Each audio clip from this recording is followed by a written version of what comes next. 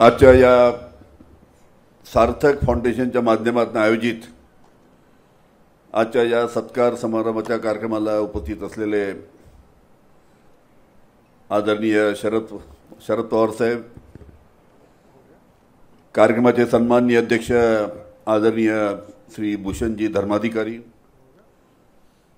आमचे सहकारी माननीय सुनीलजी केदार, रमेशजी बंग, ज्यांचा या ठिकाणी सत्कार आयोजित करण्यात आला आहे त्या आदरणीय रूपाताई कुलकर्णी, रमेशजी येवले, धनंजयजी पकडे आणि या सार्थक फाउंडेशनचे सन्माननीय अध्यक्ष महेशजी बंग, विनोदजी चतुर्वेदी, संजयजी पालीवाल, ट्रस्टी राजाभाऊ टाकसाळे, सुधीरजी बायती, पंकजजी महाजन, अजयजी मल, उपस्थित सर्व मान्यवर आणि उपस्थित सर्व सहकारी मित्रांनो, सर्वप्रथम या ठिकाणी सार्थक फाउंडेशन जी संस्था या ठिकाणी अनेक क्षेत्रामध्ये जे अतिशय उल्लेखनीय काम करतात त्यांचं काम समाजासमोर आलं पाहिजे या दृष्टीने ही संस्था काम करते आणि त्यामध्ये अनेक संस्था एकत्र येऊन या संस्थेची स्थापना झालेली आहे आणि अतिशय चांगलं काम या संस्थेच्या माध्यमातून चालू आहे आणि या कार्यक्रमाचं त्यांनी आयोजन केलं याबद्दल अध्यक्ष महेश बंग आणि त्यांच्या सर्व सहकाऱ्यांचं मी इथे मनपूर्वक इथे अभिनंदन करतो। आणि हे अभिनंदन करत असतानाच आजच्या कार्यक्रमाला, या सत्कार कार्यक्रमाला आदरणीय शरद पवार साहेबांना आमंत्रित केलं। आमचे सहकारी रमेश भाऊ किंवा सुनीलजी केदारांनी सांगितलं की आज या कार्यक्रमाला शरद पवार साहेबांनी निमंत्रण स्वीकारून हा सत्कार दिला, त्याच्यामुळे एक या कार्यक्रमाची जी उंची वाढली आहे। कारण की पवार साहेब हे भारताचे एक वरिष्ठ नेते, आपल्या सर्वांना कल्पना आहे। त्यांच्या विविध कामाचा सुद्धा थोडक्यात रमेश भाऊंनी उल्लेख केला। आपल्याला कल्पना असेल की महिला धोरणाचा या ठिकाणी उल्लेख केला आणि महिला धोरणामुळे कशा पद्धतीनं समाजामध्ये महिला अतिशय चांगल्या पद्धतीनं प्रभावीपणे काम करतायत।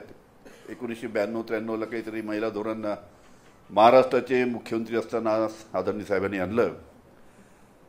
त्याचबरोबर स्थानिक स्वराज्य संस्थेमध्ये सुद्धा आपण पाहतो की मोठ्या प्रमाणात स्थानिक स्वराज्य संस्थेमध्ये सुद्धा महिला आल्या पाहिजेत। तुमची ग्रामपंचायत, पंचायत समिती, जिल्हा परिषद, महानगरपालिका, त्यामध्ये सुद्धा जो निर्णय घेतला त्याच्यामुळे मोठ्या प्रमाणात आमच्या महिला भगिनी या समाजामध्ये या राजकारणात आणि समाजकारणामध्ये अतिशय प्रभावीपणे काम करत आहेत। त्याचबरोबर आदरणीय साहेबांनी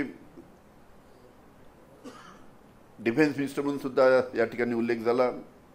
आपल्याला हे सुद्धा माहीत आहे की आदरणीय पवार साहेब संरक्षण मंत्री असताना त्यांनी सैन्य दलामध्ये, नौदलामध्ये, एअरफोर्समध्ये महिलांचा समावेश कसा करतील हा अतिशय महत्त्वाचा निर्णय घेतला आणि त्या निर्णयामुळे आज आपण या तिन्ही दलामध्ये आपण पाहतो की मोठ्या प्रमाणात महिला अतिशय प्रभावीपणे आपल्याला संपूर्ण सैन्य दल असो, एअरफोर्स असो, नौदल असो यामध्ये काम करताना दिसतात। अशा आदरणीय पवार साहेबांना या ठिकाणी आपण इथे बोलावलं आणि सर्वात महत्त्वाची गोष्ट म्हणजे कृषी मंत्री म्हणून जे त्यांनी काम केलं। मोठ्या प्रमाणात ज्यावेळेस भारताला आपली पोटाची खळगी बुजवण्यासाठी परदेशातून धान्याची आयात करायची आवश्यकता पडत होती, त्यावेळेस कृषी मंत्री म्हणून त्यांनी ज्या पद्धतीनं धान्याचं उत्पादन, गहू असो, तांदूळ असो, या पद्धतीनं उत्पादन केलं की जो देश पहिले धान्य आयात करत होता, आदरणीय पवार साहेबांच्या काळामध्ये आपला भारत देश अनेक देशाला धान्य निर्यात करणारा देश त्या निमित्तानं झाला। पण कालच एक बातमी वर्तमानपत्रामध्ये मी वाचली की अनेक देशामध्ये भारत आतापर्यंत निर्यात करतो धान्य, पण काल एक वर्तमानपत्रामध्ये बातमी आली की भारत जो निर्यात करणारा देश आता भारताला धान्यामध्ये आयात करण्याची वेळ आलेली अशी काल लोकमतमध्ये एक मोठी बातमी होती। जवळजवळ मोठ्या प्रमाणात धान्याची निर्यात त्यानिमित्तानं जी होत होती ती बंद पडून आता आपल्याला धान्याची आवश्यकता आहे म्हणून आता बाहेरच्या देशातून आपल्याला निर्यात करावं लागते। अशा पद्धतीची कालच एक अतिशय धक्कादायक अशी बातमी वाचायला मिळाली। थोडक्यात अशा या साहेबांना आज आपण इथे बोलावलं आणि या ठिकाणी रूपाताई कुलकर्णी ताई, ताईंचं आपल्या सर्वांना काम माहीत आहे। एकदा ताईंनी या ठिकाणी कामगार भवनामध्ये एक साहेबांना एका कार्यक्रमामध्ये बोलावलं तर बाबासाहेब आढाव होते त्यामध्ये, आणि त्यामध्ये त्यांनी ही कशा पद्धतीनं घरकाम करणाऱ्या मोलकरीण आहे त्यांना संघटित करता येईल आणि संघटित करून कशा पद्धतीने त्यांना अधिकार प्राप्त करून देता येईल यासाठी त्यांनी जे काम केलं त्यांच्यामध्ये आदरणीय शरद पवार साहेबांचा फार मोठा त्यांना पाठपुरावा होता त्या कामामध्ये.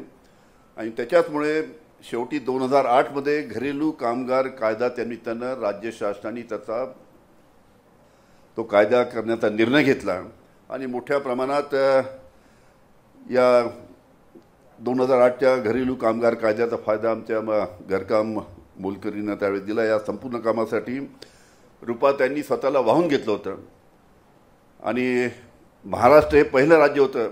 त्यांच्या प्रयत्नामुळे, रुपाताईंच्या प्रयत्नामुळे महाराष्ट्र हे पहिलं राज्य होतं की 2008मध्ये हा घरेलू कामगार कायदा राज्य त्यानिमित्तानं हा निर्णय घेऊ शकलं. पण दुर्दैवाची गोष्ट आहे की 2014पासून मला वाटतं हे बोर्ड बरखास्त करण्यात आलेलं आहे अशी माहिती या ठिकाणी आहे.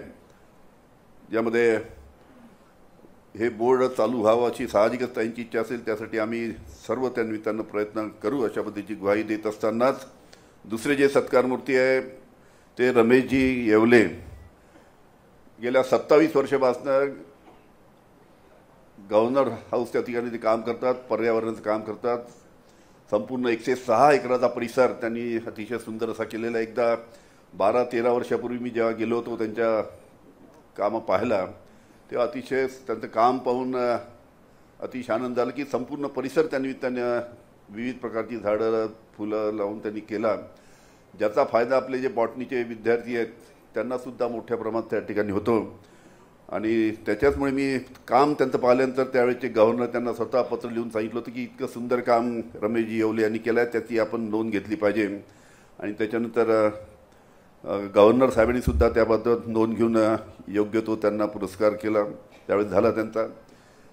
त्याचबरोबर आमच्या शिक्षा प्रसारक आमचे धनंजय पकडे, राज्य शासनाने जी नुकतीच योजना काढली आहे की सुंदर शाळा माझी शाळा, आणि या सुंदर शाळा माझी शाळा योजनेच्या माध्यमातून माझ्या मतदारसंघातनं ज्या काही स्थानिक स्पर्धा, ज्या काही जिल्हा परिषदच्या शाळा आहे, नगरपालिकेच्या शाळा आहे, यांची जी स्पर्धा होती त्या स्पर्धेमध्ये लहानशा गावामध्ये 800-900 लोक तिथं गाव आहे, त्या गावामध्ये अतिशय सुंदर शाळा यांनी केली. सर्व विद्यार्थ्यांना पकडे सरांचे जे सर्व सहकारी आहेत त्यांना बरोबर घेऊन या शाळेमध्ये जे विविध उपक्रम राबवले त्याचा उल्लेख थोडक्यात करण्यात आला. सर्वात महत्त्वाची गोष्ट जेव्हा मी शाळा ही पाहायला गेलो त्यावेळेस शाळेतील विद्यार्थिनी जे आहेत, विद्यार्थी आणि विद्यार्थी यांनी तिथे बँक तयार केली. बँकचं तिथं त्यांनी मला विड्रॉल स्लिप दाखवली, डिपॉझिट स्लिप दाखवली, लेजर, कॅशबुक, या सर्व त्यांनी त्या बँकेमधचा संपूर्ण व्यवहार ते शाळेतील मुलं पाहतात. शाळेचा अध्यक्षसुद्धा आहे, कार्याध्यक्षसुद्धा आहे. त्या मुलांमधनं त्या बँकेचा अध्यक्ष, कार्याध्यक्ष, 11ची बॉडी आहे, त्याची निवडणूक होते. 1 वर्ष ते 11 मुलं राहिलेत की पुढच्या वर्षी 11 मुलं जी निवड होऊन तिथे त्या बँकेचा व्यवहार ते करतात. आणि बँकेचं डिपॉझिट जेव्हा मी त्यांना विचारलं तर 1,20,000 रुपये त्या मुलांच्या बँकेचं तिथे डिपॉझिट होतं. त्याचबरोबर विविध उपक्रम त्या ठिकाणी करतात. बाहेरून पंत्या आणतात, त्याला चांगल्या पद्धतीने पेंट करतात आणि बाहेर विकतात. आकाशदिवे तयार करतात. अशा पद्धतीनं हे उपक्रम करून त्यांनी जवळजवळ 20-22,000 रुपये त्या याच्यातनं या लहान चिमुकल्या विद्यार्थ्यांनी त्या ठिकाणी या उपक्रमातनं त्या ठिकाणी गोळा केलेत. आणि सर्वात महत्त्वाची गोष्ट म्हणजे जर्मन भाषासुद्धा इतक्या लहानशा गावामध्ये जर्मन भाषा शिकण्याचं सुद्धा प्रशिक्षण ऑनलाईन माननीय धनंजयजी पकडे यांच्या पुढाकाराने त्या ठिकाणी होत आहे. आणि अतिशय चांगल्या पद्धतीनं जर्मन भाषा शिकण्याचा प्रयत्न त्या ठिकाणी आमचे लहान मुलं, ग्रामीण भागातली मुलं करत आहेत, ही सुद्धा अतिशय आनंदाची गोष्ट आहे. आणि त्याचबरोबर हे मुलं ज्या पद्धतीनं त्यांनी मुलाखती घेतल्या, अनेक गिरीश भाऊ गांधी इथे बसले आहेत त्यांची मुलाखत घेतली, गिरीश आपले नितीन गडकरी यांची मुलाखत घेतली, माझी मुलाखत घेतली. हे तर आम्ही ठीक आहे इच्छेच आहोत, पण त्याच्यापेक्षा म्हणजे अमेरिकेच्या पर्यावरण तज्ज्ञ आहेत सो डॉक्टर संगीता तोडमल, या अमेरिकेच्या पर्यावरण तज्ज्ञ आहेत. त्यांचीसुद्धा या ग्रामीण भागातील 700-800 वस्तीच्या गावातील या मुलांनी त्यांची मुलाखत ऑनलाईन त्या निमित्तानं घेतली. आणि अशा पद्धतीनं विविध उपक्रम त्या आमच्या या शाळेमध्ये धनंजय पकडे यांच्या माध्यमातून इथे होत आहेत, त्याबद्दल त्यांचंसुद्धा या ठिकाणी अभिनंदन करतो. आपल्या माहितीसाठी फक्त सांगतो की माझ्या मतदारसंघामध्ये विभागातून ही पहिली आलेली आहे. 21 लाख रुपयाचं बक्षीस मिळालं आहे. हे झाले स्थानिक स्वराज्य संस्थेचं.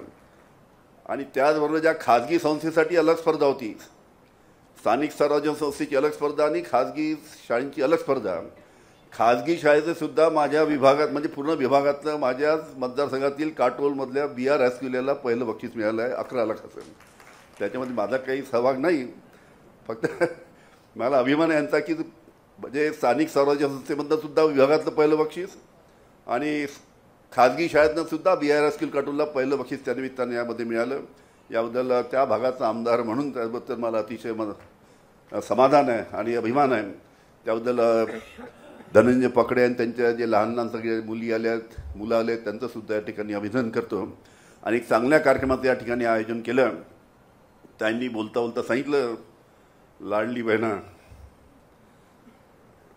आता निवडणूक आल्या आहेत पुढे काही दिवसावर, लाडली बहिणा लाडला भाऊ, फक्त हे लाडल्या खुर्चीसाठी चालू आहे एवढं फक्त लक्षात ठेवा. ABP माझा, उघडा डोळे बघा नीट.